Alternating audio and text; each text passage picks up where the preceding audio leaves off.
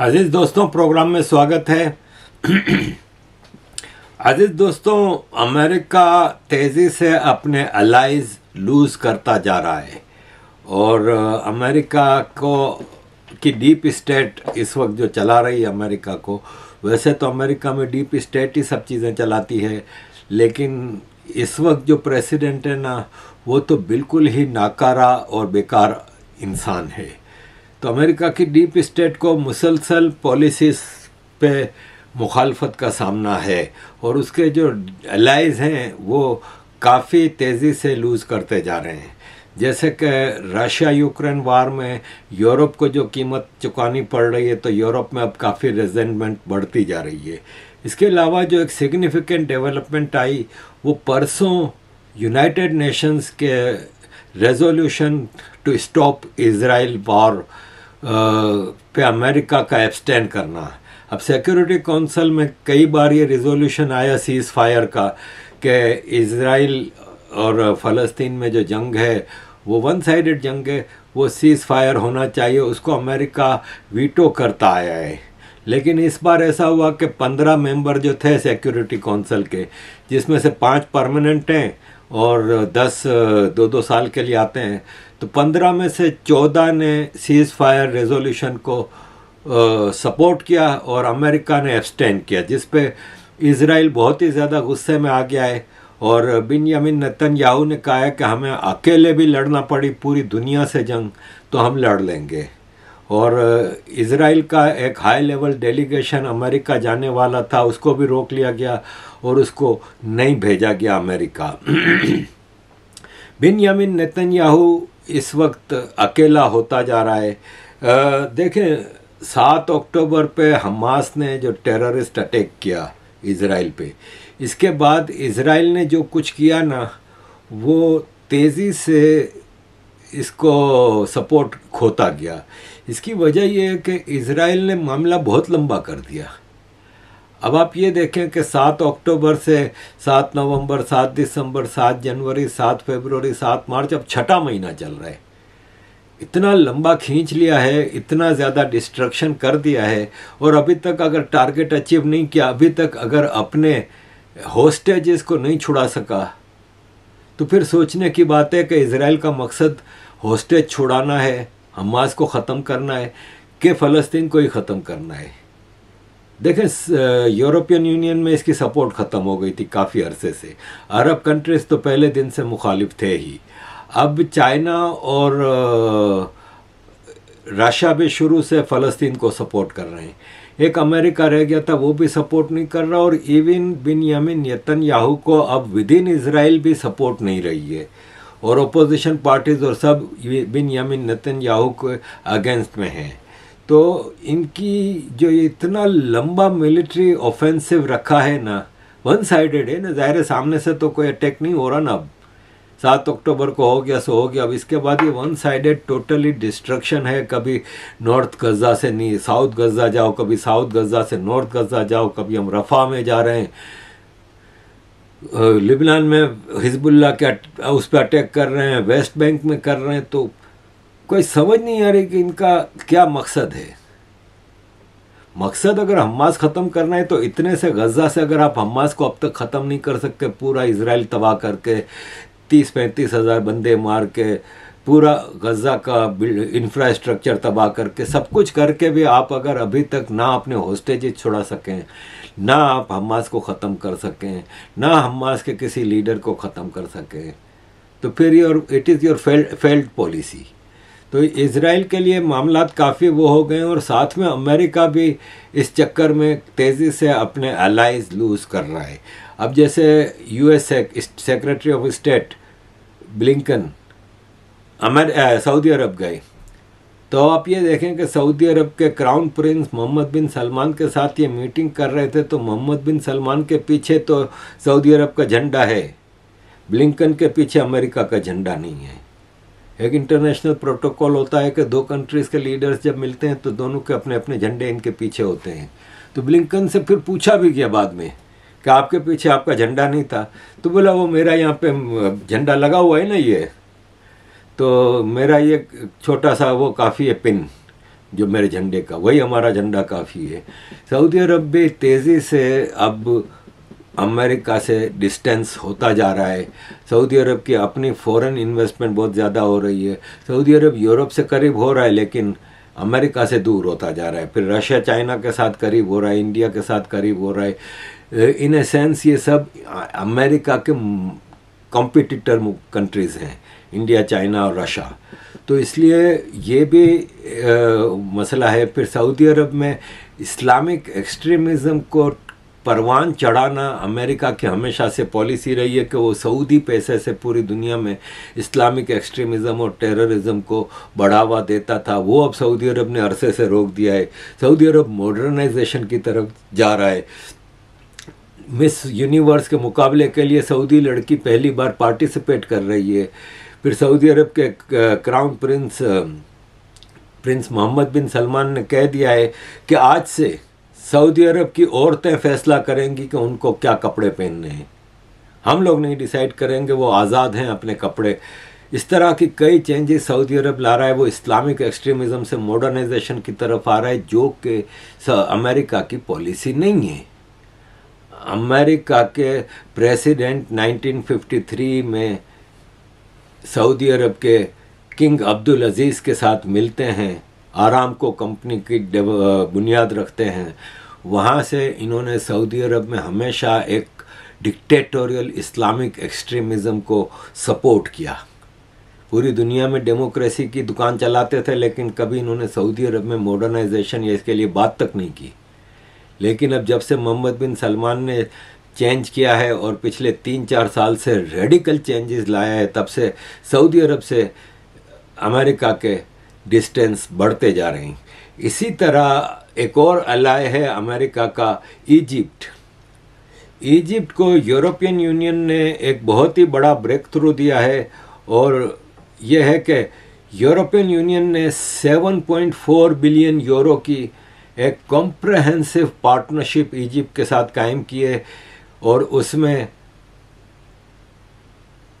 Economy को stabilise करने के लिए सपोर्ट की जाएगी। 5 बिलियन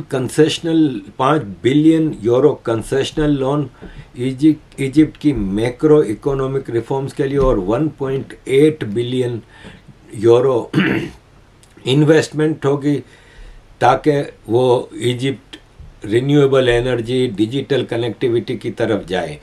माइग्रेशन मैनेजमेंट, क्योंकि इजिप्ट का भी वो मेडिटेरेनियन सी में सीधा कश्तियों का रास्ता बनता है यूरोपियन यूनियन की तरफ। वो Italy, Greece, East Europe, Spain की तरफ इनकी कश्तियाँ जा सकती हैं। तो माइग्रेशन को मैनेज करने के लिए कि आप अपने लोगों को उधर यूरोप के भेजने के बजाय यहाँ पे इनको कामकाज पे लगाएं, उसके लिए $200 million $200 million euro human smuggling को रोकने के लिए, ट्रैफिकिंग को रोकने के लिए, और 600 मिलियन ग्रांट्स भी दी है। अब ह्यूमन राइट्स एक्सपर्ट्स हैं पूरी दुनिया के, वो इस पार्टनरशिप पे एतराज़ कर रहे हैं कि इजिप्ट के ह्यूमन राइट्स क्राइसिस बहुत ज़्यादा है। Associate director of human rights watch Claudio Francavilla ने कहा है कि इजिप्ट एक मिलिट्री अथॉरिटेरियन लीडरशिप है जो ज़िंदगी के हर चीज़ों को गला दबाती है और अपने लोगों को बिल्कुल भी कोई आज़ादी नहीं देती। तो यूरोपियन यूनियन को चाहिए था कि ये इस डील के ज़रिए इजिप्ट को कंट्रोल करते और इस तरह की इनकी ह्यूमन राइट्स की दुकानें खुल जाती हैं। ये पाकिस्तान को इतना पैसा दे रहे हैं, पाकिस्तान में भी तो मिलिट्री डिक्टेटरशिप है। पाकिस्तान में किसको नहीं पता, इवन अमेरिकन कांग्रेस सेनेट तक कह रही है, यूरोपियन यूनियन कह रही है कि पाकिस्तान में आर्मी इज़ डूइंग एवरीथिंग, और आर्मी ही इलेक्शन करवाती है, उसमें अपनी मर्ज़ी के बंदे लाती है, इलेक्शन को टॉप लेवल पे रिगिंग किया जाता है और अपनी मर्ज़ी के बंदे लाए जाते हैं। पाकिस्तान और इजिप्ट का सेम सिनारियो है। पाकिस्तान में अयूब खान आया मार्शल लॉ लेके और फिर प्रेसिडेंट बन गया। इजिप्ट में भी यही था। इजिप्ट देखें कितना बड़ा मुल्क है। इजिप्ट में किंगडम ख़त्म की गई, किंग फारूक को मारा गया और जमाल अब्दुल नासिर आए।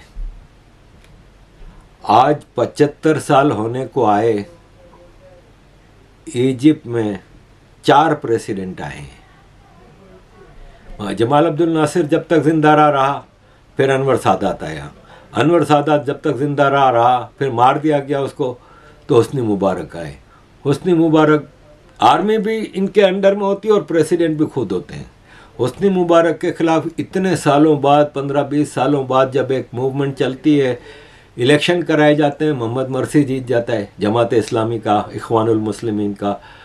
अब उसको प्रेसिडेंट बना तो दिया, लेकिन उसको चलने नहीं देना था।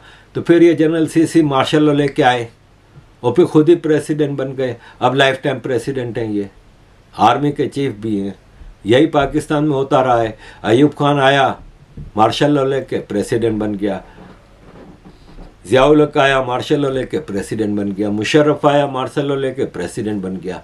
और दोनों पोजीशंस, आर्मी की और कंट्री की, दोनों की हेड, दोनों ये चलते रहते थे। यही पाकिस्तान में, अब पाकिस्तान में एक तरह से आर्मी चीफ प्रेसिडेंट नहीं होता, लेकिन आर्मी चीफ प्रेसिडेंट का भी बाप होता है। तो ये वेस्टर्न कंट्रीज की वो हैं। अजीज दोस्तों, तुर्की के हवाले से जो कि एक और अलाय है यूरोप का और अमेरिका का, उसमें भी यही मसला है। एक dictatorial Islamist system of life चलता है। तुर्की के बारे में अब यूरोपियन यूनियन के राइट विंगर्स कहते हैं कि इसको नेटो से किक आउट करो। तुर्की हमारे हिसाब किताब में नहीं आता और टेररिज्म को सपोर्ट करता है। और अरबगान को मजबूर किया गया है कि इजिप्ट के बिन जायद बिन सलमान और जो के सपोर्ट में इजिप्ट चल रहा है, वो अब तुर्की उन इजिप्शियंस को निकाले तुर्की से जो इस्लामिक ब्रदरहुड के लीडर लाइक मोहम्मद हुसैन और दीगर सारे हैं। और तुर्की ने एग्री किया है कि ठीक है, हम उनको निकाल देंगे। तो ये भी एक डेवलपमेंट है, एक और इस्लामिक अलाय ऑफ यूएसए। अजीज दोस्तों, अगर यूएसए की बात निकली है तो पहले तो ये बता दूं कि कल ये बाल्टीमोर में एक शिप टकरा गया एक ब्रिज से, और कंटेनर शिप था, ब्रिज के पिलर से टकराया और ब्रिज गिर गया पूरा। उस पर ऊपर से गाड़ियां भी गुजर रही थी, सब कुछ था। अब वो शिप जो था ना, उसका टोटल स्टाफ इंडियन था। शायद ग्रीस की एक कंपनी का शिप था, लेकिन टोटल स्टाफ, या सिंगापुर की कंपनी थी, लेकिन स्टाफ इंडियन था। अब उस पर बड़ी लेदे हो रही है कि ये जानबूझ के टकराया गया, कि ये है वो। कैप्टन का कहना यह है कि मैं कंट्रोल खो बैठा था, शिप आखिरी मोमेंट पे टर्न कर गया और जाके टकराया पिलर से। तो ये एक साइड स्टोरी है, इसका नज़र नहीं आता कि कोई टेररिज्म से ताल्लुक़ हो, क्योंकि इसमें कोई बड़ा कोई अटैक नहीं था ये, ठीक है ना। अजीज़ दोस्तों, अमेरिका में जैसे कि मैंने बताया आपको कि डीप स्टेट रूल करती है और हिस्ट्री के इडियट तरीन प्रेसिडेंट और वाइस प्रेसिडेंट वो हैं, इस वक्त रूल कर रहे हैं। अब ये कमाला हैरिस है, इसको 3-3.5 साल हो गए वाइस प्रेसिडेंट बने। ये सिर्फ मज़े लूट रही है, बाकी इसका क्या किरदार है।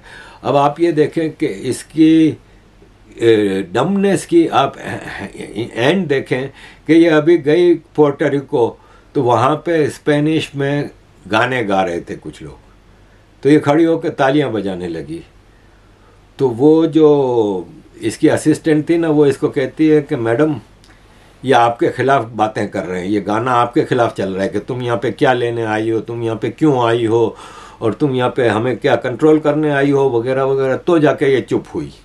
अब मैं वो गाना सुनाऊंगा तो वो फिर कॉपीराइट का मसला होगा, लेकिन ये है कि ये इतनी डम्ब है कि इनको पता ही कुछ नहीं होता। ये vice president of United state of America है।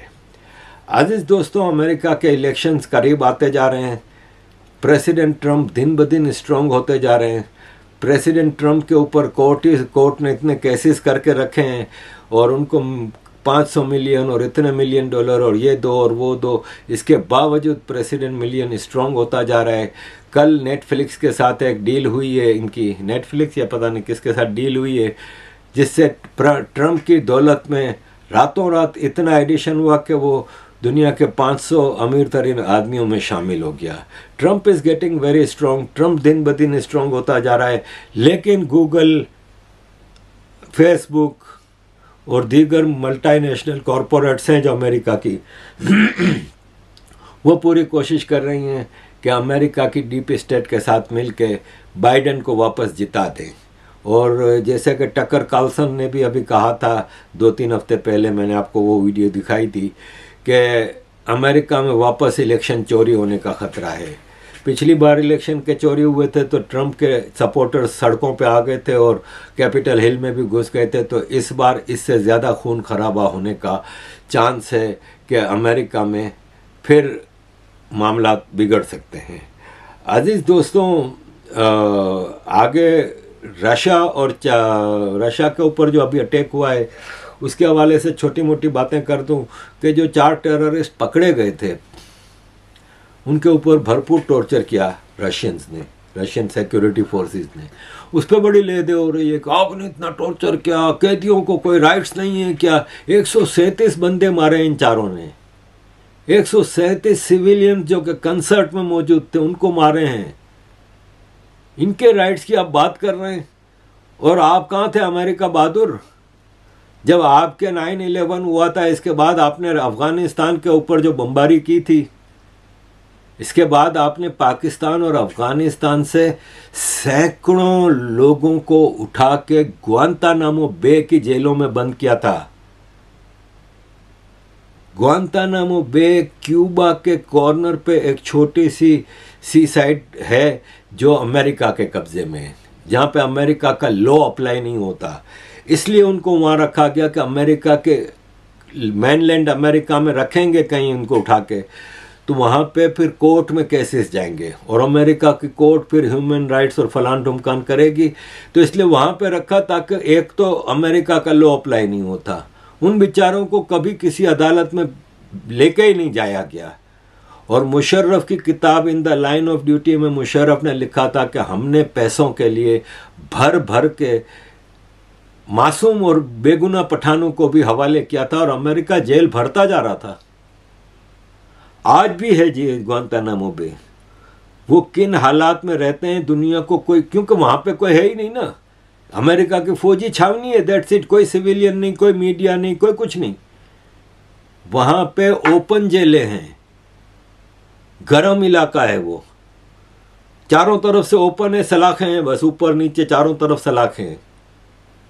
दिन की गर्मी में रात को कीड़े मकोड़े सब कुछ ओपन है। इनको इतना इंसानियत से बदतर सलूक किया जा रहा है। तो अमेरिका को कैदियों के ह्यूमन राइट्स नजर नहीं है, जबकि उनमें से किसी ने भी टेररिज्म नहीं की। वो ठीक है तालिबान के थे या अल कायदा के थे, लेकिन किसी ने किसी पे अटैक नहीं किया था, सिर्फ मेंबरशिप उठा के लेके गए। क्योंकि जो अटैक किए थे, उसामा बिन लादेन मारा गया, मुल्ला उमर मारा गया, खालिद उमर शेख और ये जो 4-5 टॉप के लीडर थे, उनको तो ग्वांतानामो बे में उन्होंने पता नहीं जिंदा भी हैं कि नहीं। बाकी तो मेजोरिटी ऑफ देम तो कोई टेररिस्टों में मतलब सिर्फ मेंबर थे अल कायदा के, उनके साथ ये हुआ है। और आज 25 साल हो गए 9/11 को, 23 साल हो गए, कोई पूछने वाला नहीं। और अमेरिका इन 4 टेररिस्टों की दलाली कर रहा है जिन्होंने 137 सिविलियंस को मार दिया।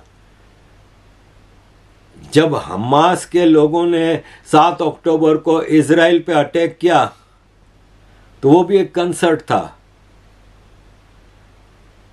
इजराइल ने 30,000 फलस्तीनी मार दिए, अमेरिका इजराइल की पीठ ठोकता रहा।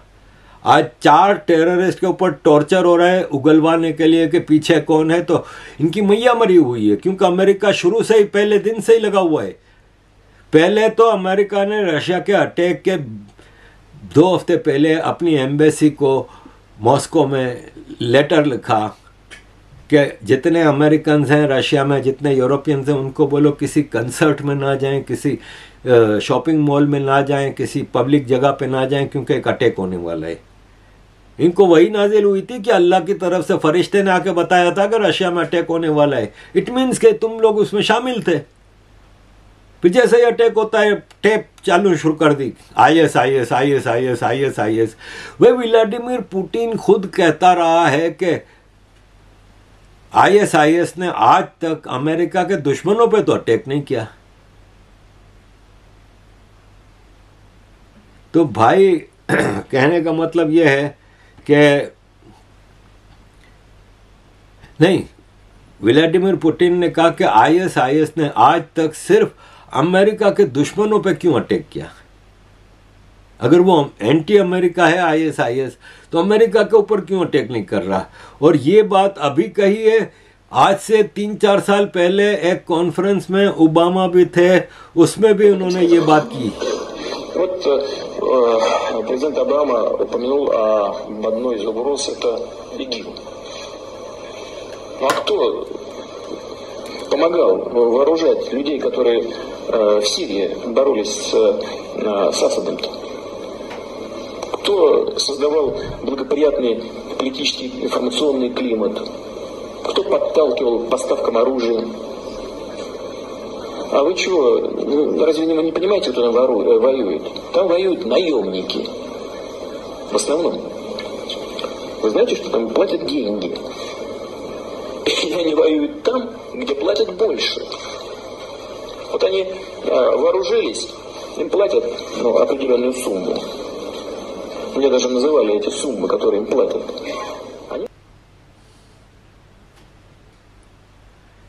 अब आप खुद देखें कि वो खुद कह रहा है कि मुझे ये तक पता है कि ये मर्सनरीज हैं और इनको पैसे कौन दे रहा है, उनको चला कौन रहा है। तो ये शुरू हो गए शुरू दिन से कि IS IS IS IS IS IS, जबकि असल कहानी ये थी कि इनका मकसद ये था कि व्लादिमीर पुतिन को इतना प्रोवोक किया जाए कि वो अटैक कर दे यूरोप के ऊपर, या कोई ऐसा जल्दबाजी में कदम उठा ले जिससे इंटरनेशनल पीस खतरे में पड़ जाए। लेकिन व्लादिमीर पुतिन ने सब्र का मुजाहरा किया कि इसने अभी तक कोई ऐसी हरकत नहीं की। देखें, इसको हिटलर के तौर पे मशहूर किया गया है कि यह हिटलर है। 9/11 के बाद जिस तरह अमेरिका ने रिटेलिएट किया था, रशिया ने नहीं किया। और रशिया के पुतिन को ये समझ में आ गया है कि ये प्रोवोक कर रहे हैं, ये पूरी कोशिश में है वेस्ट के एक वर्ल्ड वॉर 3 शुरू हो जाए। अरबियन गल्फ में इस वक्त हूती, हिजबुल्ला, लेबनान, ईरान, पूरा एक जमगट्ठा जमा हुआ है जंग का। लेकिन इनको सऊदी अरब वगैरह सपोर्ट नहीं कर रहे हैं अमेरिका को। दूसरी तरफ यूक्रेन के उसमें पूरा नेटो, पूरा यूरोपियन यूनियन घुसा हुआ है, लेकिन पुतिन फिर भी सब्र कर रहा है। बाकायदा रिपोर्ट्स मौजूद हैं कि यूरोपियन कंट्रीज़ के सिटीजन्स जाकर यूक्रेन में लड़ रहे हैं, लेकिन पुतिन ने अभी तक इस हद तक रिटेलिएट नहीं किया। अगर पुतिन की जगह, रशिया की जगह अमेरिका होता और इस सिचुएशन में, तो अमेरिका ने पूरे यूरोप को तबाह कर देना था। अमेरिका ने पूरी दुनिया में जंग फैला देनी थी। तो पुतिन अभी भी समझदारी से काम ले रहा है और इनको वो, लेकिन इसने यूक्रेन पे हमले बढ़ा दिए हैं। इसने कहा ये टेररिस्ट यूक्रेन क्यों जा रहे थे वापस, उनको वहाँ पे कौन इस्तकबाल करने के लिए बैठा था, उनका वहाँ पे क्यों इंतज़ार हो रहा था, उनको किसने बॉर्डर विंडो खोल के दी थी अंदर जाने के लिए। तो यूक्रेन के पावर प्लांट्स पे और यूक्रेन का जो दूसरा बड़ा शहर है करखोफ, उसके लाखों लोग बगैर इलेक्ट्रिसिटी, बगैर गैस के बैठे हुए हैं। रशिया ने भरपूर हमले करके कीव और करखोफ वगैरह में पावर प्लांट्स के ऊपर तबाही मचा दी है। और यूक्रेन अब समझ लें कि मुश्किल ही है कि रशिया के जुल्म से बचे, क्योंकि रशिया के पास अब पूरा एक तरह से मॉरल ग्राउंड है, मॉरल राइट है कि वो यूक्रेन पे भरपूर हमले करे। थैंक यू वेरी मच अजीज दोस्तों for all your support. Kindly keep supporting.